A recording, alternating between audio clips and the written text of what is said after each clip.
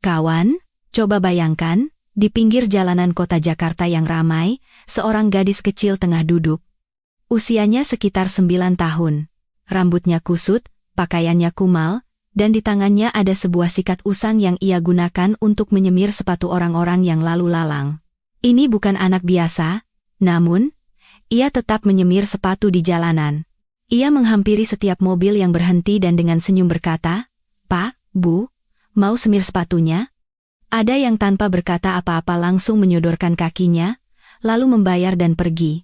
Ada pula yang mendorongnya sambil berkata, "Tidak malu kamu? Seusia kamu seharusnya sekolah, bukan kerja begini." Namun, ia hanya menunduk tanpa berkata-kata, seolah hidup telah memberinya banyak kekecewaan. Orang-orang hanya memanggilnya kecil. Tak ada yang tahu siapa nama aslinya, dari mana ia berasal, atau siapa keluarganya. Namun suatu hari, Ajun Komisaris Besar Polisi, AKBP, Dewi Kartika datang untuk melakukan inspeksi di jalan itu.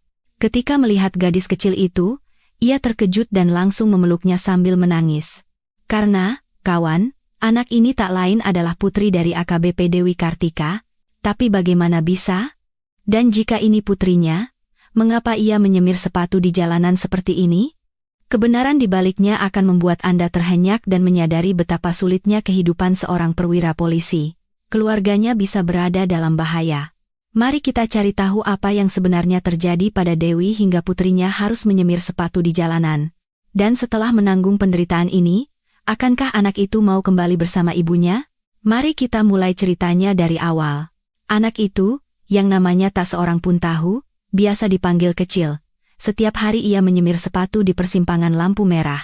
Uang yang didapatkannya ia gunakan untuk membeli teh hangat dan sedikit gorengan di warung dekat permukiman kumuh, lalu duduk di bawah sebuah gerobak tua di pinggir jalan, tempat ia melewatkan malam-malamnya.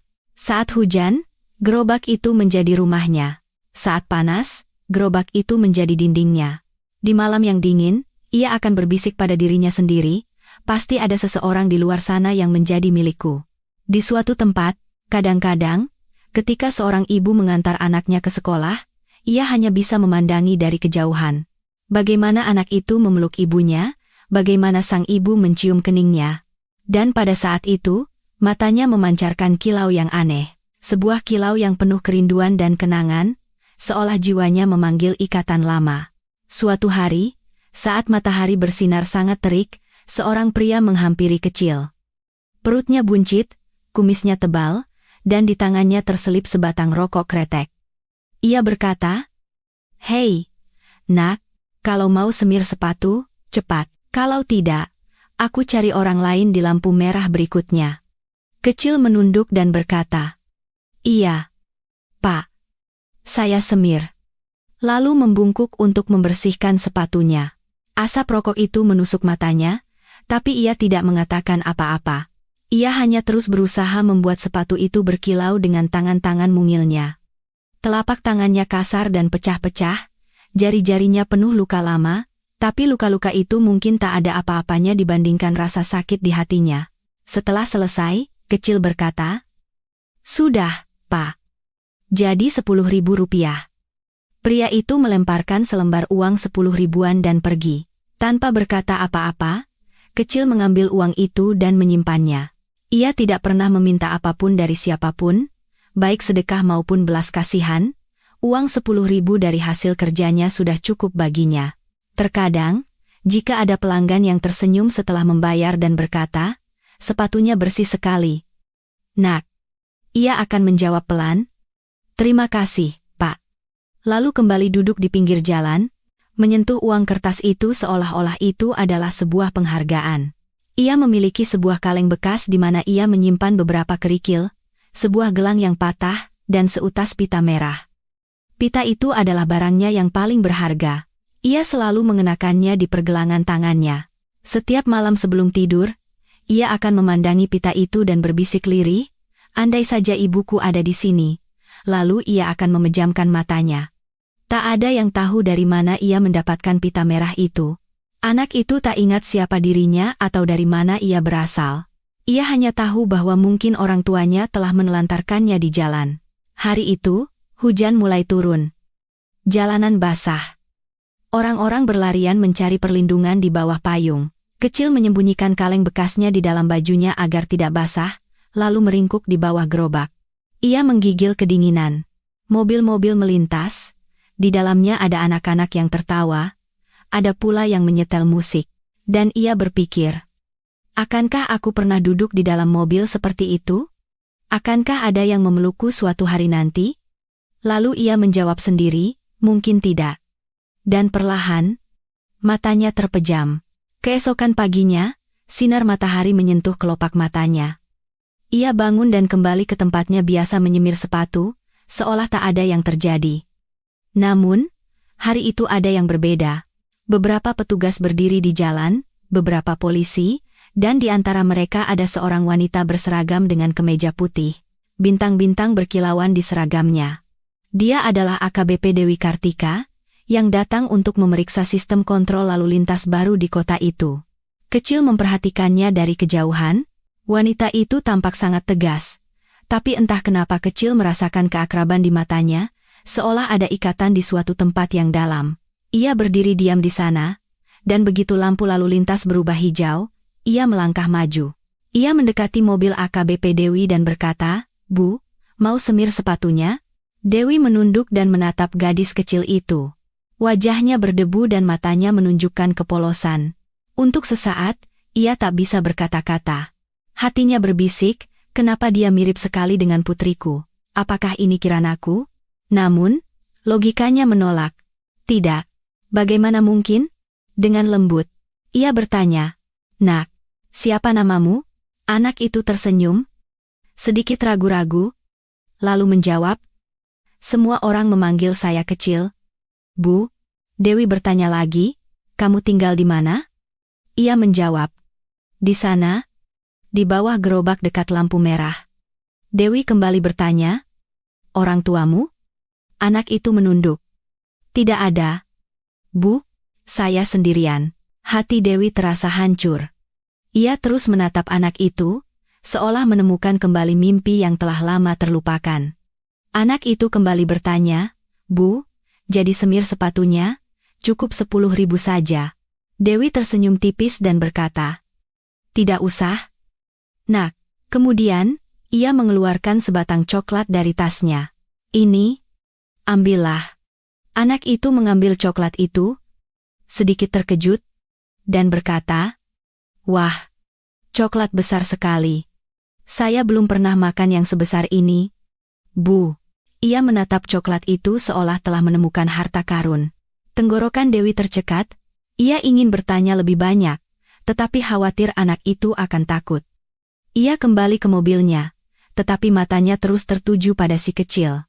Malam itu, Dewi tidak bisa tidur, wajah anak itu terus berputar di benaknya. Mata itu, senyum itu, dan tahi lalat di pipinya. Tiba-tiba, sebuah kilasan muncul di benak Dewi. Ia bangkit dengan cemas, membuka lemari, dan mengeluarkan foto-foto lamanya, di antaranya ada foto Kirana saat berusia 3 tahun. Bibirnya bergetar. Apakah dia benar-benar Kiranaku? Keesokan paginya, Dewi kembali ke tempat itu dengan pakaian biasa, tanpa seragam. Kecil ada di sana, sedang menyikat sepatu. Dari kejauhan, Dewi melihatnya masih memegang erat kaleng bekasnya. Ia perlahan mendekat dan berkata, "Nak, aku yang kemarin bertemu denganmu, ingat?" Kecil menjawab, "Iya, Bu. Ibu yang memberiku coklat." "Coba katakan, apa saja yang kamu punya?" Kecil tersenyum dan berkata, "Lihat, Bu, ini pita merah di tangan saya. Saya selalu memakainya." Melihat pita itu, mata Dewi berkaca-kaca, karena pita itulah yang dulu ia ikatkan di pergelangan tangan putrinya, Kirana. Dengan bibir gemetar, ia bertanya, "Nak, dari mana kamu mendapatkan pita ini?" Kecil menjawab dengan polos, "Tidak tahu, Bu. Sejak saya ingat, pita ini sudah ada." Bagi Dewi, saat itu seolah napasnya berhenti. Hatinya berkata, tak diragukan lagi, ini dia. Tetapi pikirannya masih bertanya-tanya. Jika ini benar, bagaimana ia selamat dari kebakaran di rumah sakit waktu itu, dan kemana ia pergi? Aku sudah mencarinya di mana-mana. Dan di mana Budi? Budi adalah suami Dewi. Ia memberi isyarat kepada seorang polwan yang berdiri di dekatnya. Jangan sampai anak ini kenapa-kenapa. Saya akan melakukan penyelidikan. Setelah itu, ia pergi dan setibanya di rumah, ia mengeluarkan foto putrinya dan menangis. Ia bertanya pada dirinya sendiri, apa yang terjadi malam itu? Apakah putriku benar-benar masih hidup? Pada hari ketiga, Dewi kembali ke tempat itu. Kali ini bersama tim dari sebuah LSM dan seorang dokter. Mereka berkata pada Kecil, "Nak, jangan takut. Kami hanya akan melakukan tes." Kecil menjadi takut. "Tes apa, Bu?" "Saya tidak melakukan kesalahan apapun." Dewi memegang tangannya. "Tidak, Nak, kamu tidak salah. Aku hanya ingin tahu siapa dirimu." Kecil mencoba melepaskan tangannya dan berkata dengan ketakutan, "Saya tidak tahu, Bu. Orang bilang saya anak yatim. Mungkin orang tua saya meninggalkan saya di jalan karena menganggap saya beban." Mendengar itu, mata Dewi berlinang air mata. Ia memeluk anak itu. Tetapi anak itu menjadi kaku, seolah ia tidak bisa merasakan kehangatan. Ia berkata, "Bu, saya takut. Ibu akan memenjarakan saya, ya?" Dewi mengelus kepalanya. "Tidak, Nak. Aku tidak akan melakukan hal seperti itu padamu." Sore itu, sampel DNA diambil. Hasilnya akan keluar dalam 2 hari. Selama 2 hari itu, Dewi sangat gelisah. Rasanya seperti ia telah menjalani perjalanan seumur hidup dalam 2 hari itu. Pada hari kedua, sore harinya, laporan itu ada di mejanya. Tangannya gemetar saat membuka amplop. Ia membalik halaman-halaman laporan itu, dan pada baris berikutnya, jantungnya seolah berhenti berdetak. Hasil 99,9% DNA cocok. Air mata mengalir dengan sendirinya. Ia memeluk laporan itu di dadanya, dan menangis tersedu-sedu. "Putriku, putriku." Kenangan bertahun-tahun yang lalu melintas di benaknya. Malam badai ketika rumah sakit terbakar. Putrinya dirawat di rumah sakit itu. Pada saat yang sama, suaminya, Budi, juga menghilang secara misterius. Tak ada yang tahu apa yang terjadi malam itu. Berita yang beredar hanyalah bahwa ada kebakaran di rumah sakit, dan Budi serta putrinya tewas. Tapi sekarang, kebenaran ada di hadapannya. Putrinya masih hidup. Dewi langsung menuju tempat di mana anak itu biasa menyemir sepatu. Anak itu sedang duduk di pinggir jalan. Langkah Dewi terasa berat. Perlahan, ia mendekatinya dan berkata, "Nak." Anak itu mendongak. Rasa takut di matanya kembali terlihat. "Ibu. Ibu datang lagi," katanya terbata-bata. Dewi berlutut dan dengan suara bergetar berkata, "Aku datang untuk menjemputmu. Ayo pulang." Anak itu mundur. "Tidak. Saya tidak mau pergi. Ibu mau memenjarakan saya, kan?" "Tidak. Nak. Akulah ibumu." Mata anak itu terbelalak. "Apa? Ya, kamu adalah putriku yang hilang. Lihat laporan ini." Dewi membuka berkas itu di hadapannya. Tetapi anak itu mundur ketakutan. Bibirnya bergetar. "Saya tidak tahu apa-apa. Saya hanya penyemir sepatu. Ayah dan ibu saya sudah meninggalkan saya di jalan." Dewi menahan air matanya dan berkata, "Tidak, Nak. Ibumu tidak meninggalkanmu di jalan. Mungkin seseorang telah memisahkan kita. Tapi sekarang ibu sudah di sini. Nak, ibu tidak akan membiarkanmu hidup di neraka ini lagi." Tetapi bagi anak itu, semua ini seperti mimpi buruk. Ia panik, berteriak, dan berlari ke arah jalan raya. Dewi mengejarnya. "Tunggu, Nak. Tolong berhenti." Tetapi ia menghilang di keramaian gang. Dewi terduduk di jalan, air mata membasahi pipinya. "Tuhan, mengapa putriku lari dariku?" Semalaman Dewi menyisir setiap sudut kota. Ia melapor ke setiap kantor polisi, bertanya ke setiap panti asuhan. Tetapi anak itu tidak ditemukan. Keesokan harinya, sebuah telepon masuk dari seorang petugas polisi. "Bu, ada seorang anak perempuan ditemukan menangis di dekat stasiun kereta." "Mungkin itu dia." Dewi bergegas ke sana. Di peron 3 stasiun, anak itu sedang duduk, matanya bengkak, pakaiannya kotor, dan ia terus bergumam, "Ibu, maafkan aku." Dewi mendekatinya dan dengan lembut memeluknya. "Semua akan baik-baik saja, Nak. Ibu sudah di sini." Anak itu perlahan mengangkat kepalanya. Benarkah ibu adalah ibuku? Iya nak. Ibumu. Dewi mencium keningnya dan berkata, sekarang tidak ada lagi yang akan merampas namamu, merampas hakmu. Anak itu kembali bertanya, Bu, kalau ibu tidak meninggalkan aku di jalan, bagaimana aku bisa sampai di sana? Mata Dewi berkaca-kaca. Ia berkata, nak, ibu akan segera mencari tahu semuanya. Tetapi ketika Dewi menggendong anak itu, sebuah suara terdengar dari belakang. Dewi. Suara itu sangat ia kenal. Ia perlahan berbalik. Itu Budi. Dia masih hidup. Napas Dewi tertahan. Budi. Kamu masih hidup? Mata Budi berkaca-kaca. Ia berkata, Dewi, mungkin kamu belum tahu kebenarannya. Dewi terkejut dan bertanya, apa maksudmu? Budi terdiam sejenak. Momen itu seolah mengorek kembali luka lama. Mata Dewi penuh pertanyaan, dan wajah Budi menanggung beban jawaban. Dengan pelan, Dewi berkata, Budi, aku harus tahu semuanya sekarang. Apa yang sebenarnya terjadi malam itu? Budi menarik napas panjang, lalu duduk di bangku peron. Matanya seolah mencari gambaran lama dalam kegelapan. Ia mulai bercerita, saat itu, Dewi masih berpangkat Inspektur Polisi 1 Ibtu, dan putri mereka yang baru lahir, Kirana, dirawat di bangsal nomor 7 rumah sakit.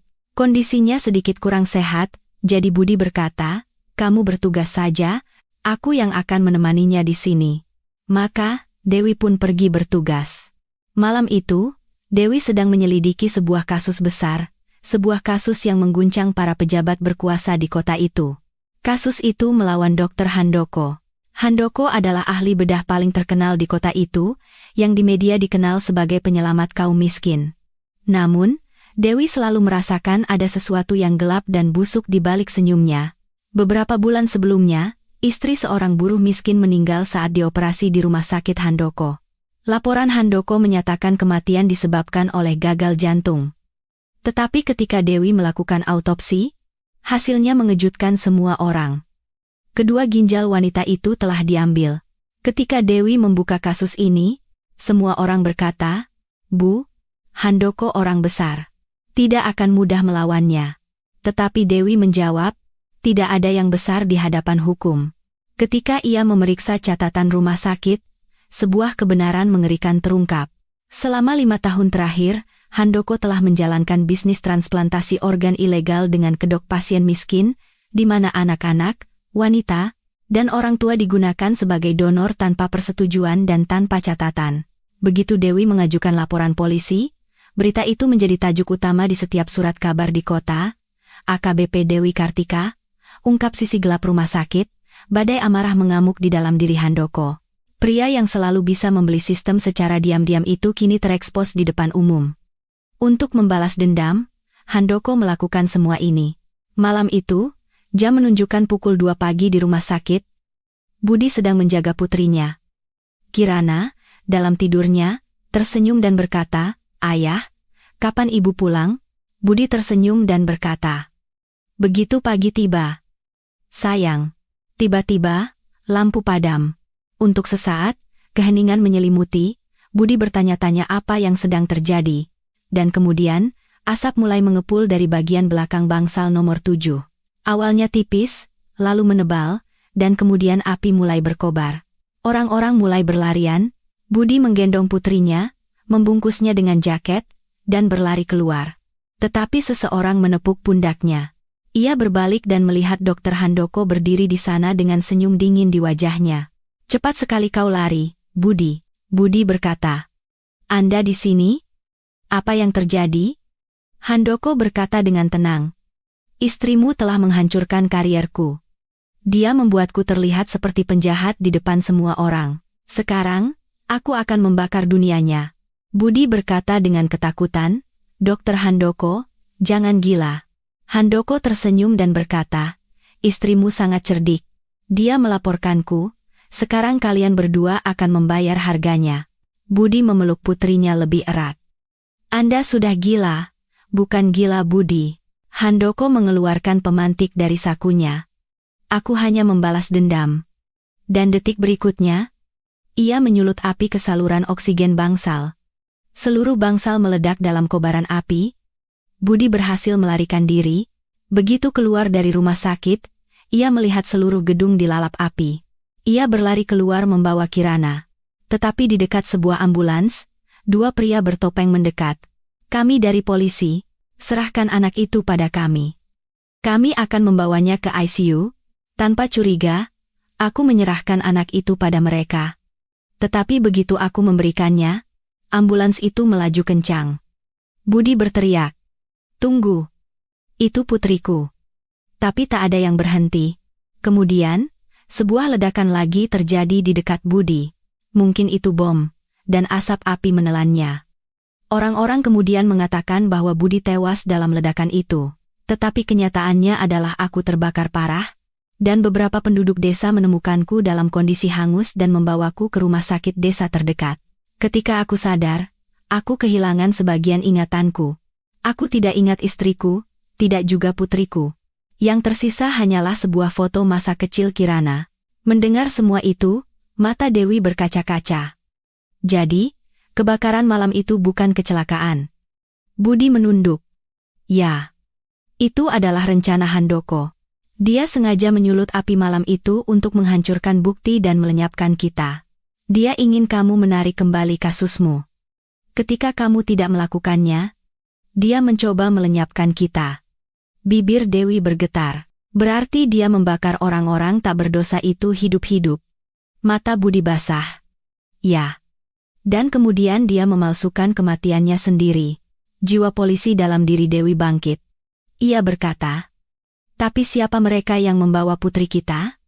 Budi berkata, "Tidak tahu. Tapi putri kita masih hidup dan bersama kita." Dewi berkata, "Kalau begitu, itu berarti Handoko juga masih hidup, dan berita bahwa ia tewas dalam kobaran api di rumah sakit itu bohong." Budi menjawab, "Mungkin. Mungkin Handoko masih hidup. Aku melihat seseorang dengan wajah yang sama minggu lalu, dengan nama baru di sebuah klinik baru." Dewi mengepalkan tangannya. Kali ini, dia tidak akan lolos. Sekarang dia akan menghadapi kemarahan seorang ibu dari putri seorang perwira polisi. Keesokan paginya, Dewi membentuk sebuah tim. Operasi itu dinamakan Phoenix, karena ia bangkit dari abu bersama putrinya. Setelah 3 hari pengawasan, polisi menangkap Hari Sharma alias Dr. Handoko. Ia sedang menjalankan sebuah rumah sakit palsu tempat bisnis transplantasi ginjal ilegal berlangsung.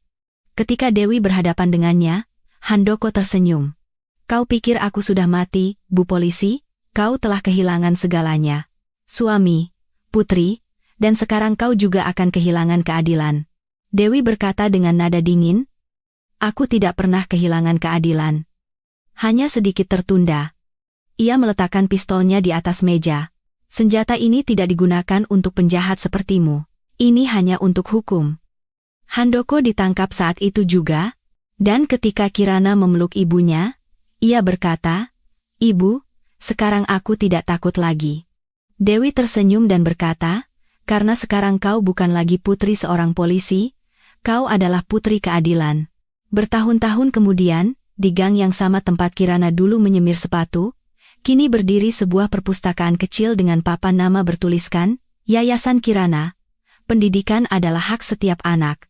Dewi tersenyum saat membaca tulisan di pintu dan berbisik, "Dia yang pernah disebut pengemis, hari ini telah menjadi simbol keadilan." Dan sinar matahari yang bersinar di langit seolah berkata, "Terkadang, hidup bisa menulis cerita baru bahkan dari abu."